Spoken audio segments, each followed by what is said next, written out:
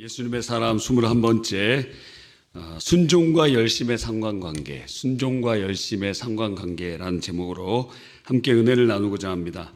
한 절 더 성경 구절을 찾아보면 요한계시록 3장 19절 말씀입니다. 요한계시록 3장 19절 말씀입니다. 제가 봉독하겠습니다. 무릇 내가 사랑하는 자를 책망하여 징계하노니 그러므로 네가 열심을 내라 회개하라.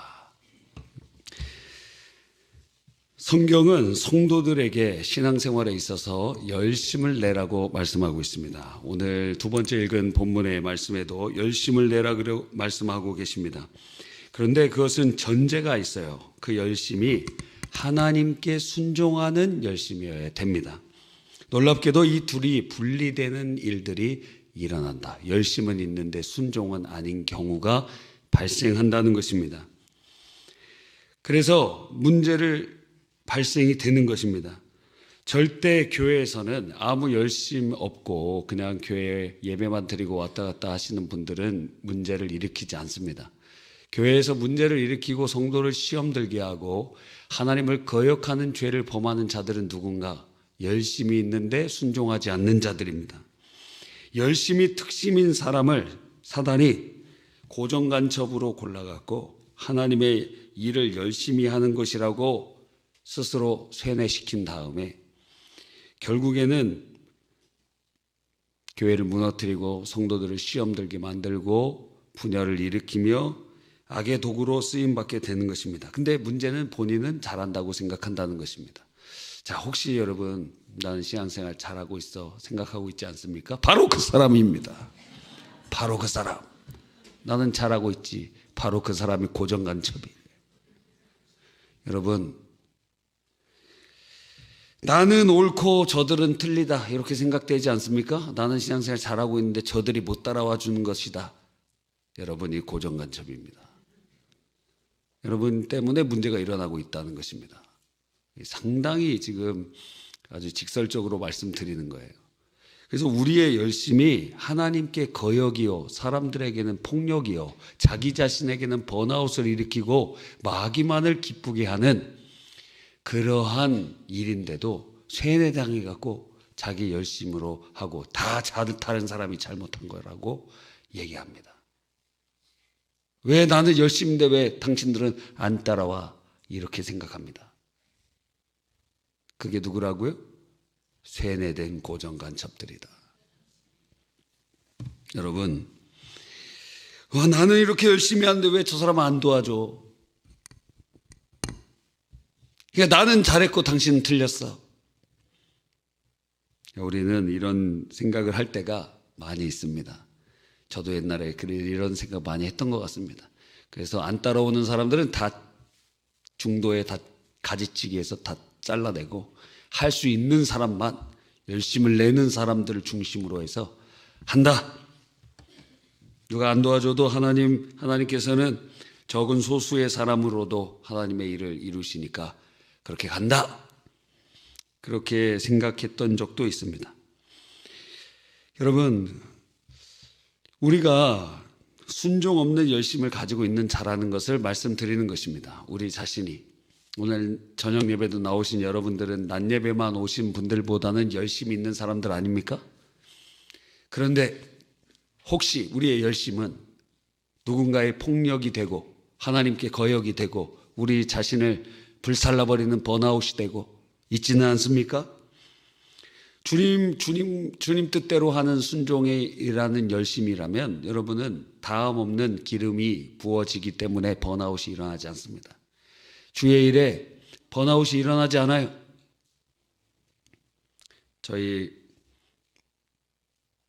제가 청년부에서 이렇게 사역을 하고 있었습니다. 그때 청년부 회계가 저희 아내였고 저는 청년부 신앙생활 할 때 제일 힘들었습니다.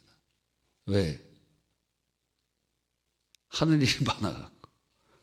근데 저랑 거의 똑같이 일을 하는데 저희 아내는 하나도 안 힘들었다는 거예요. 무슨 차이가 있습니까? 하나는 열심은 있지만 순종하지 않은 것이고 하나는 주님 말씀 앞에 순종하며 열심을 낸다는 것이고, 이 차이가 있는 거예요. 그래서 번아웃이 됩니다. 번아웃이 일어납니다. 그런데 성령으로 하는 사람들은 계속 항구적으로 주의 큰일을 감당할 수 있습니다. 대표적인 예수님 당시에 이런 사람들을 바리새인이라고 불렀습니다. 사실 바리새인들은 굉장히 탁월한 사람들이었어요. 당시에 여러 유대인의 계파들이 있었지만 크게 세 종류로 나누면, 하나는 굉장히 상위 계층에 있는 바로 사두개인들이라고 칭해지는 제사장과 그리고 산헤드린 공의회, 이러한 아주 높은 위치에 있어서 친로마적인 성향을 가지고 있는 그런 사람들, 기득권 세력들이라고 할 수 있습니다.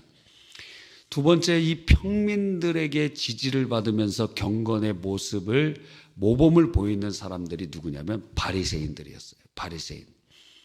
그래서 많은 백성들의 지지와 존경을 받고 있는 사람들이었어요. 또 하나는 광야에서 수도원 생활처럼 하는 에세네파가 있었습니다. 세례 요한이 그 에세네파의 모습의 전형을 보여주죠. 가죽 털옷을 입고 그 가죽 벨트를 메고 메뚜기와 석청을 먹으면서, 그러면서 하나님과 동행하고 외치고 그렇게 신앙생활하는 것. 근데 이 바리새인들은 상당히 자기 통제가 강했던 사람이었거든요. 일주일에 2번 금식하고 11조 드리고 구제하고 하나님 앞에 온전히 예배드리고, 그리고 613개의 조항이나 되는 율법을 다 지키고, 그것도 모자라서 장로들의 유전을 만들어서 그것도 다 지키는 사람들이었습니다. 흠을 잡을 수 없는 사람이죠. 그런데 그들의 모든 행위를 성경은 외식이라고 말합니다. 예수님께서 이 독사의 자식들아 하고 욕설을 퍼붓고 주님의 저주를 받는 대상들이 되었습니다. 로마서 10장 2절로 3절에 보면, 내가 증언하노니 그들이 하나님께 열심을 있으나 올바른 지식을 따른 것이 아니니라. 하나님의 의를 모르고 자기의 의를 세우려 힘써 하나님의 의에 복종하지 아니하였느니라. 열심히 있었습니다. 그런데 하나님의 의 대신 예수님께 복종하지 않습니다. 순종이 없는 열심이 있을 수 있다라는 거예요. 이러한 모습을 누가 가지고 있느냐? 우리가 갖고 있다는 겁니다. 성경은 읽는 우리에게 그것을 말씀하고 있는 것입니다. 우리는 자기 열심으로 주의 일을 하는 것이 아니라 하나님께 순종하는 열심으로 신앙생활을 해야 되는 것입니다. 그러기 위해서 우리에게 세 가지가 요청돼요. 첫 번째는 우리 유기성 목사님 책에서는 항상 강조하는 게 무엇입니까? 옛자가 죽어야 된다는 거예요. 그 유기성 목사님의 간증이에요. 예화 중에 이런 게 있습니다. 그 목사님의 삶과 사역에 하나님의 영광과 능력이 나타나지 않는 것은 죄 때문이라고 생각했어요. 그래서 죄를 회개하려고 애쓰고 금식도 하고 설교할 때 죄와 회개의 중요성을 강조하기도 했다고 합니다. 그런데 이러한 노력의 결과는 만족스럽지 않았고 오히려 이런 질문이 생겨나게 됐습니다. 언제까지 회개만 해야 되느냐? 어느 정도로 회개해야 되느냐 도대체? 그런 회의감이 드는 거예요. 그러다가 죄보다 더 중요한 문제가 있다는 것을 깨달았습니다.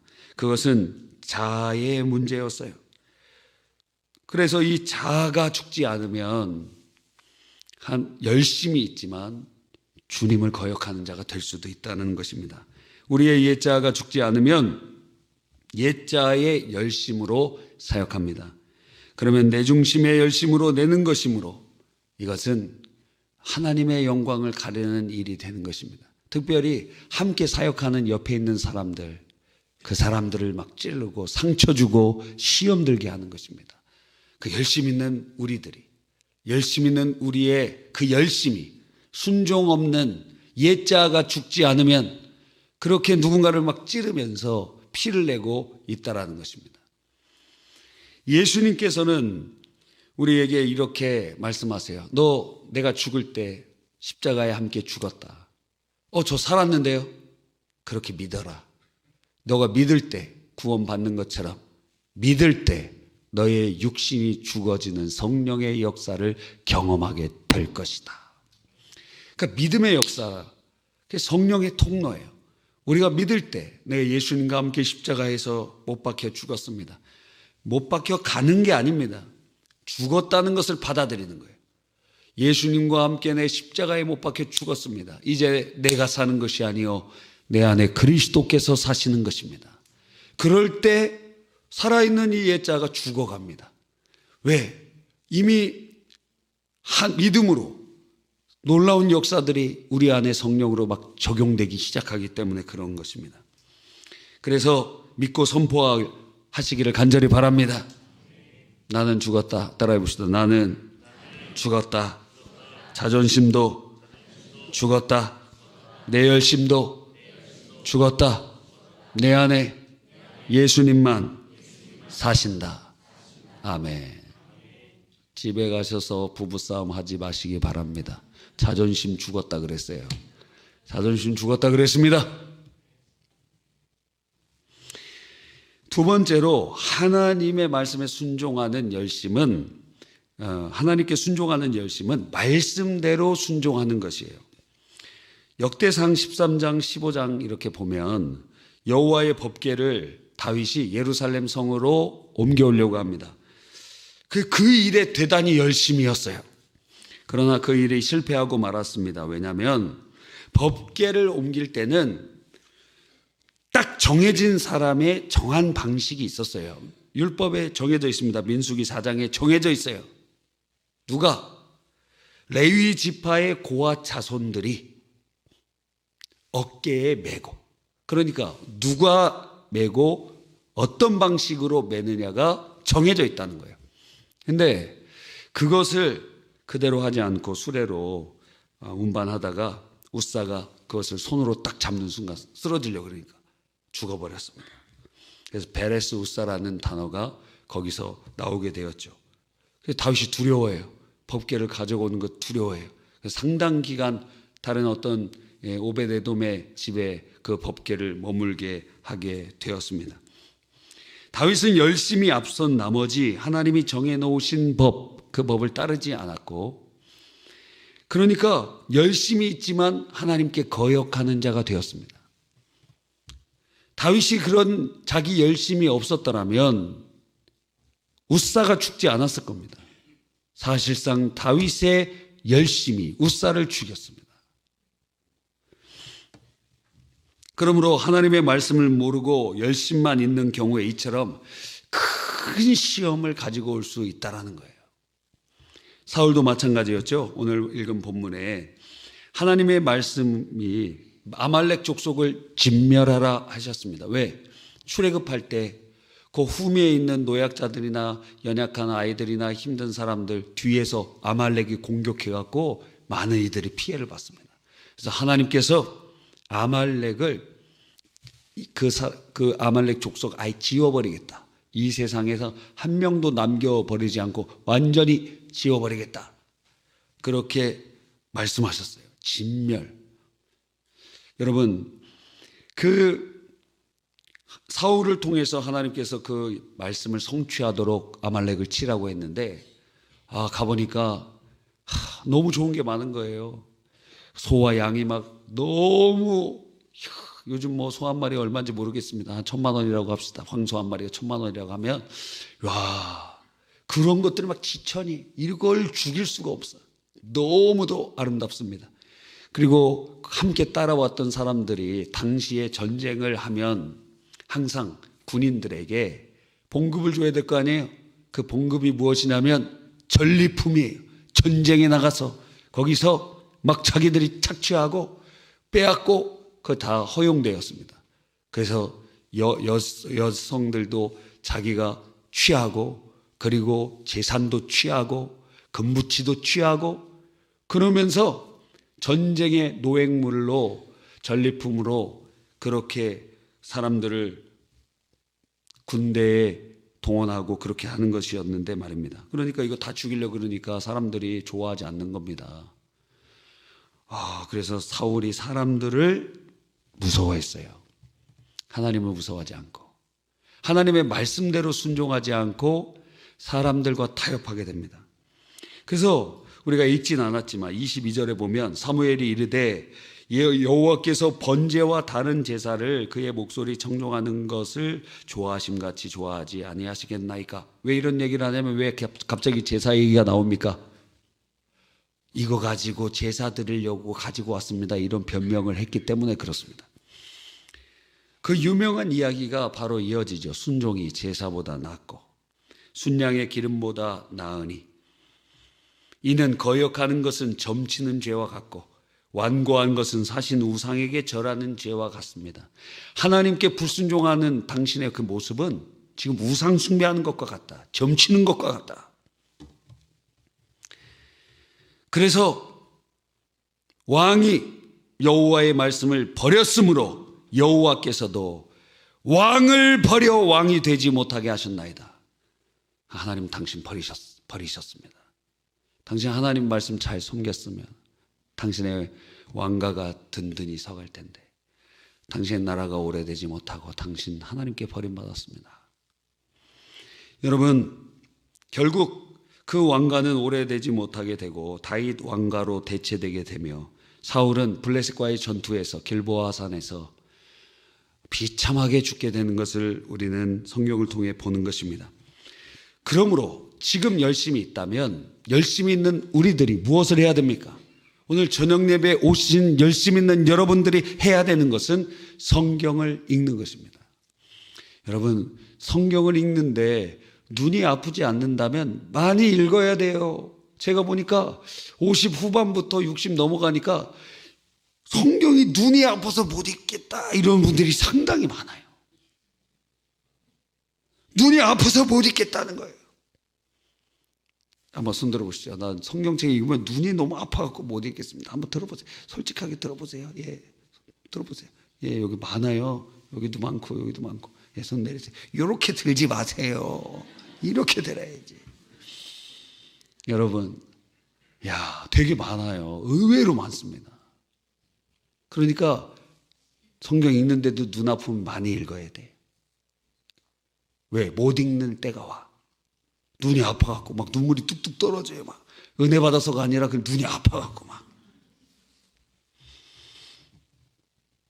그래서 요즘에는 말씀을 읽어주잖아요. 그래서 듣기라도 하세요. 듣기라도 24시간 틀어놓고 들어야 됩니다. 왜? 옛날 사람들 성경책 없었어요. 그래서 들었거든요. 듣고 암송했거든요. 그러니까 눈이 아파서 못 읽으면 어떻게 해요? 아, 나 들으라고 하시는구나. 그래서 많이 들으시길 바랍니다. 여러분, 그래서 내게 열심이 있다면 지금 성경을 읽고 들어야 됩니다. 왜? 그것에 오류가 발생을 하면 그거는 하나님 앞에 우상 숭배하는 거역이 되기 때문에 그래요. 여러분의 열심이 굿하는 것과 같은 죄가 돼요. 여러분의 열심이 우상에게 절하는 죄와 같은 동일한 죄로 여겨진다는 거예요. 이게 엄청난 메시지입니다. 마지막 세 번째로 우리가 하나님 앞에 순종하는 열심을 가지기 위해서는 주님과 교제해야 됩니다. 이 교제, 마르다도 예수님과 예수님의 일행이 왔으니 영접을 해야 되지 않습니까? 손님이 오면 막 영접을 해요. 옛날에는 많은 분들이 이렇게 신방을 가면 집에서 밥을 준비하고 음식을 이렇게 준비하는 경우들이 있었습니다. 와, 그죠? 근데 요즘에는 어떻게 해요? 바로 밖으로 데려가더라고. 밖으로 데려갑니다. 한 몇 년 전인가, 작년인가, 재작년인가 어떤 신혼 우리 부부 거기에 초청을 받아갖고 가서 간단히 예배를 드리고 갔더니 거기에 준비를 해놨더라고요. 식사를 다 준비해놨어요. 근데 아마도 그 음식의 상당 부분은 외부인의 도움을 받은 것이 아닌가 하는 생각이 들기도 합니다. 마르다가 근데 그때는 어디 뭐 배달의 민족 뭐 이런 데 시킬 수도 없으니까 자기가 다 만들어야 돼요. 최소 13명분. 12명의 제자와 예수님까지 만들어야 돼요. 이거 굉장히 힘든 일이죠. 그런데 열심을 냈습니다. 열심을 내다 보니까 오히려 그 중심에 계시는 예수님과의 교제는 멀어져요. 주님과의 교제를 소홀히 했을 때 그의 열심에서 드러난 것이 무엇입니까? 자기 옛자가 드러나요. 그러면서 동생을 욕하는 거예요. 쟤는, 지금 제가 욕이 나올 뻔했는데, 쟤는 예수님 발 앞에만 있지 않습니까? 빨리 저한테 보내셔서 도우라고 해 주십시오. 했더니 예수님이, 마리아야, 너도 빨리 가서 음식 준비해야지. 이렇게 안 하시고 오히려 이렇게 말씀하십니다. 마르다야, 마르다야, 네가 많은 일로 염려하고 근심하나 몇 가지만 하든지 혹 한 가지만 해도 족하니라. 너 그냥 빈대떡 하나만 붙여도 괜찮아. 뭐 많이 그렇게 대접하려고 하지 마. 더 중요한 게 뭔지 알아? 지금 나와 교제하는 거야. 나 너희들과 만나고 교제하려고 왔는데 너 지금 하루 종일 갈비찜도 하고 또 뭐 있습니까? 또 손 많이 가는 게 뭐 있어요? 뭐 잡채도 하고 뭐 식혜도 하고 다 해갖고 나 이제 가야 돼.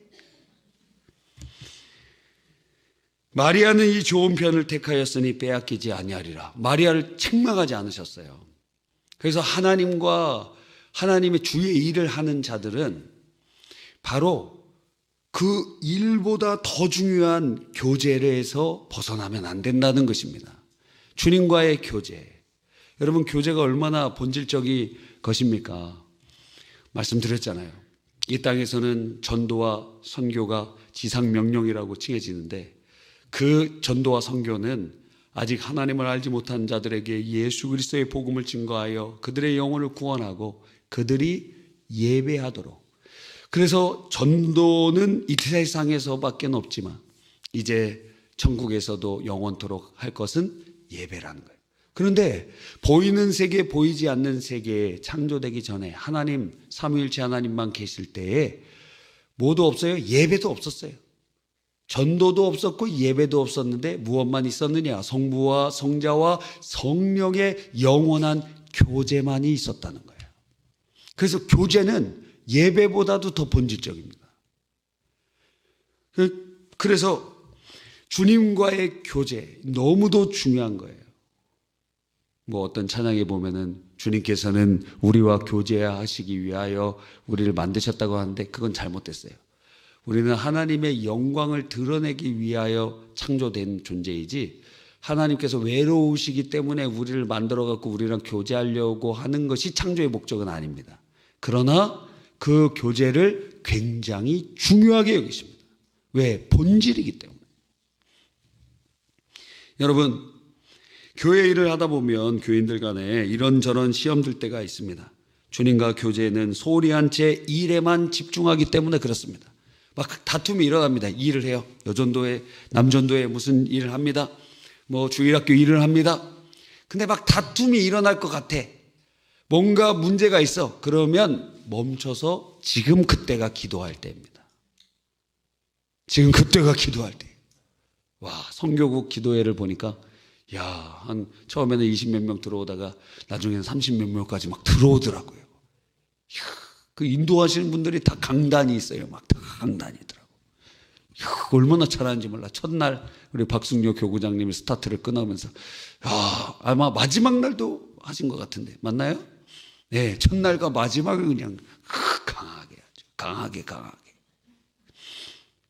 또 우리 그 선교회 회장님들도 회장님도 얼마나 잘하는지 모릅니다. 아주 강단 있게. 근데 거기서 저도 기도하다 보니까 선교에 동참하는 느낌이 들더라고요. 주의 일은 기도로 하며 하나님과 교제하며 하며 주님의 힘으로 하는 것입니다.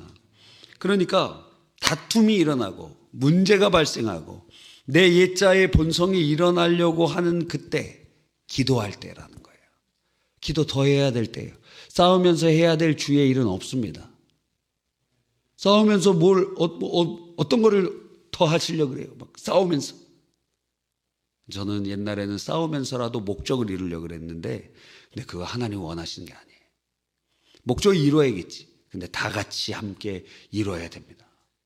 하나님의 놀라운 은혜가 있어야 되는 것입니다. 그게 주님과의 교제가 전제된다는 거예요. 그래서 기도를 통해서 주님과 교제함이 계속적으로 이루어질 때 열심과 순종이 분리되지 않고 일치가 되게 됩니다. 구제하는 일, 봉사하는 일에만 얽혀서 주님과의 교제를 소홀히 하면 예루살렘 교회에서 그런 일이 일어났잖아요. 사도들이 기도와 말씀에 전무하지 못하고 막 구제 활동에 열심히 하다 보니까 거기서 오히려 잘 되는 게 아니라 갈등이 일어났어요. 그래서 그것을 7 집사들을 세우고, 그게 안수 집사의 효시 아닙니까? 그러면서 우리는 기도와 말씀에 전무하리라 하였어요. 물론 사역을 분할하고 위임하는 측면도 있지만 가장 중요한 주님과의 교제를 소홀히 하게 되니까, 사역이 많으니까. 그러니까 어떻게 돼요? 문제가 발생하는 거예요. 우리 교회에서도 여러분도 우리 교회 같은 그 교회가 없습니다. 왜? 사역자들 10시부터 12시까지 기도해요. 기도합니다. 기도해요. 되든지 안 되든지 기도합니다. 10시부터 12시까지. 신방 있으면 기도하다가 가서 신방하면 됩니다. 매일 2시간씩 그렇게 기도하고, 수요일 날은 오전 10시부터 오후 5시까지 중간에 점심 시간 제외하고 그렇게 기도합니다. 새벽 기도 제외하고 그렇게 기도 매일 하는 거예요. 여러분, 왜 합니까? 교제, 하나님과의 교제가 더 우선시 되기 때문에, 이것에서 벗어나면은 자기 열심으로 하기 때문에 그래요. 그래서 그걸 더 중요시 여기는 거예요. 우리가 무슨 어떠한 세상 일 하는 거 아니잖아요. 기도하면서 하는 거예요. 기도하면서. 왜 우리는 주님과 교제하고 주의 음성을 듣는 것을 그러면 소홀히 할까요? 유기선 목사님은 왜 사람들이 왜 주님과 교제하는 것을 중심적으로 두지 않고 왜 이렇게 소홀히 할까? 주의 음성 듣는 것을 소홀히 할까? 그것은 주님이 우리와 함께 계심을 자각하지 못하고 인정하지 않기 때문입니다. 십자가에 죽으시고 부활하신 예수님께서는 승천하셔서 성령님을 우리에게 보내주셨어요. 성령은 예수님의 영이심으로, 성령이 우리와 함께 하심은 예수님이 우리와 함께 하심과 같습니다. 그래서 우리 안에 예수님이 함께 계시다는 것을 우리는 인지해야 되고 실존 의식을 가져야 됩니다. 한 수도 원장이 얼굴도 못생기고 무엇인가 잘 잊어버리는 제자를 편애했다고 합니다. 얼굴은 잘생기고 봐야 되나 봐요. 수도원에서 그 다 남자들인데 무슨 얼굴을 따지고 있어. 그 얼굴도 못생기고 잘 잊어버리고 그러는 제자를 편애하니까 수도사들이 이상하게 생각한 겁니다. 다른 수도사들이 그를 시기하여서 원장에게 항의했습니다. 그러자 수도 원장이 이유를 보여주겠다고 하면서 모든 수도사들을 다 불렀어요. 닭 한 마리씩을 다 줍니다. 닭 한 마리. 닭 아시죠?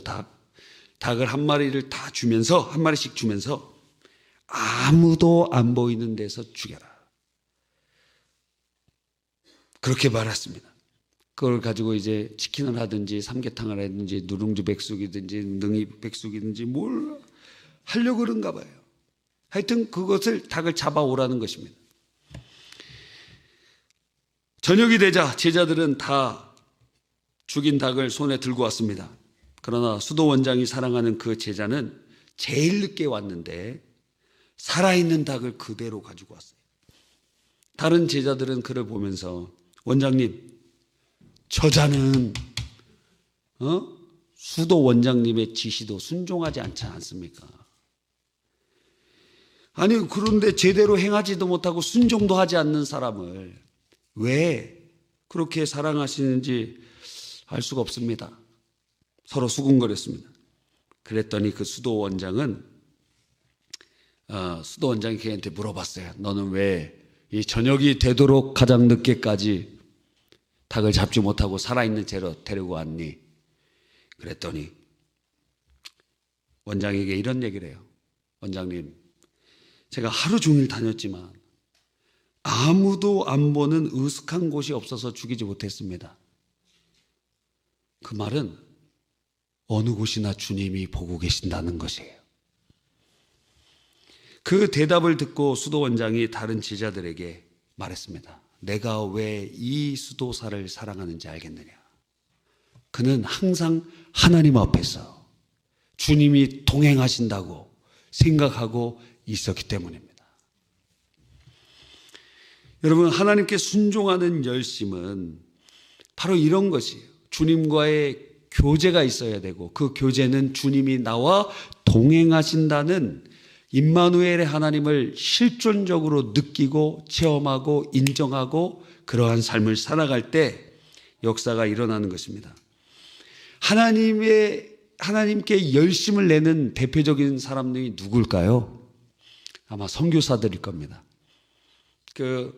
지금 네팔에 계신 이필립 선교사님과 얘기를 했어요. 그랬더니 자녀들이 3명이 있는데 3명이 다 선교사가 되었으면 좋겠다 그렇게 얘기하시더라고요. 그러면서 얼마나 힘들어요. 지금도 미전도 종족 전도를 위해서 그 어떤 종족이 네팔과 인도 접경에 있거든요. 근데 인도 쪽에서는 너무 박해가 심해갖고 막 사람도 죽고 그래요. 그래서 그 똑같은 종족이 네팔에 있는데 거기에 있는 그 종족은 조금 폭력적이지가 않아. 그래서 이 네팔 종족, 네팔 있는 곳에서 거기에 미전도 종족을 전도를 하고 계십니다. 그분과 이렇게 식사를 나누면서 얘기를 했어요. 얘기를 하시는데 제일 주님 앞에 축복받은 사람이 누구냐? 선교사고. 2번째 축복받은 사람이 누구냐? 목사고. 3번째 신학교수다. 이렇게 얘기하시더라고요. 와, 맞는 말 같습니다. 그러니까 이 선교사의 헌신이라는 것은 대단하죠. 본토 친척 아비집을 떠난 아브라함과 같이. 한국이 얼마나 좋습니까? 어제 BTS 모두 하고 그랬잖아요. 야, 넷플릭스에서 돈 다 냈다 그러더라고요. 시랑 준비했기 때문에. 어제 갔다 온 사람. 와, 저는 제자 훈련하고 있었습니다. 여러분, 가지 말라는 게 아니에요. 왜 가냐고 묻는 겁니다.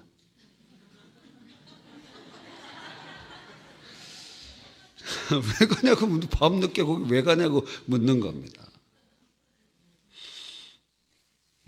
여러분, 이 순종의 열심인 선교사, 본토 친척 아비집을 떠나, 이 한국 좋은데 한국을 떠나, 야, 막 생각만 해도 40도가 기본적으로 넘는 인도, 50도 가까워져요. 이야, 너무 덥지 않습니까? 이라크는 더 더워. 53도 막 이렇더라고요. 사람이 살 곳이 아닙니다. 근데 그런 곳에 가요. 델리에 이렇게 매연은 가득 찰 때는 999야, 999. 수치가 999예요. 더 이상 올라갈 수 없어서 999예요. 그래서 델리에만 살아도 7년 일찍 죽어요. 그냥 거기서 살면 7년 일찍 죽어. 좀 일찍 난 천국 가고 싶은 사람 델리의 선교로 가시기를 바랍니다. 7년 일찍 죽습니다. 그런 거예요. 지금 김바울 선교사님 아내 되시는 이드루디아 선교사님도 갔는데 거기 햇살이 막 쨍쨍 비치고 그러다 보니까 녹내장 와서 수술하셨어요. 얼마 전에. 그래서 올해 안식년을 받고 지금 계십니다. 얼마나 헌신하는 것입니까? 그곳에 살아가는 것만 해도 스트레스예요. 굉장히 스트레스가 받습니다. 그래서 막 아프잖아요. 감기도 걸리고 힘들면 약을 먹으면 낫는데 그 약이 뭔지 아십니까? 한국 음식이에요. 한국 음식을 이렇게 해서 먹으면 나아요. 고향 향수도 느껴지고 그렇습니다. 그런데 이 선교사로 나가는 수많은 사람들이 처음에 두려움을 느낍니다. 그곳에 어떻게 나 혼자 가지? 그런데 만약에 그 초대 유럽 선교할 때 팀 사역을 했어요. 그래서 수도사들이 여러 명이 한꺼번에 가면서 수도원을 만들고 그리고 그것을 통해서 선교하는 방식을 했습니다. 만약 누군가가 도와줄 사람들이 함께 같이 가준다면 아마도 힘이 날 것입니다. 가볼만 하겠죠. 그런데 주님이 우리와 함께 하시잖아요.